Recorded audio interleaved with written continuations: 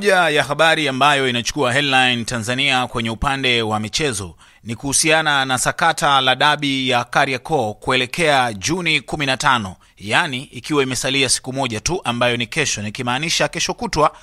TFF na bodi ya ligi wao wanaamini mechi ipo na taarifa inayotolewa ni kwamba mechi ipo ya Juni 15.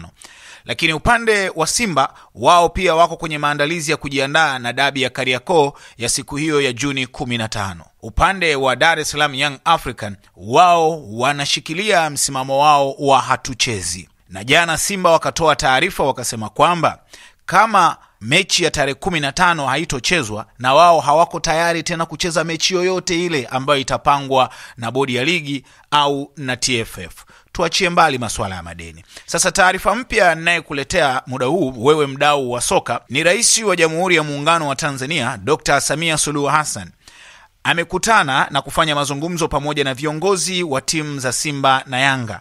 Mara baada ya mazungumzo na viongozi hao Ikulu Chamwino Dodoma. Sasa taarifa ya nini ambacho kimeongelewa kati ya Rais wa Jamhuri ya Muungano wa Tanzania Dr. Samia Suluhu Hassan pamoja na viongozi wa Simba na Yanga, hilo bado halijawekwa wazi, lakini mazungumzo yamefanyika. Na katika picha kama ambavyo naziona, kuna picha inamuonesha mwenyekiti wa Simba Sports Club, lakini pia kuna picha inamuonesha baadhi ya viongozi wa bodi ya Simba. Lakini pia kuna picha nyingine inaonyesha Arafat, huyu ni makamu mwenyekiti, ni makamu wa rais wa klabu ya Yanga, lakini pia yuko CEO wa klabu ya Yanga, lakini pia yuko GSM, huyu ndio boss wa klabu hiyo ya Dar es Salaam Young African. Tuendelee kusalia kwa ajili ya kusubiria ni nini sana kimeongelewa kati ya watu hawa.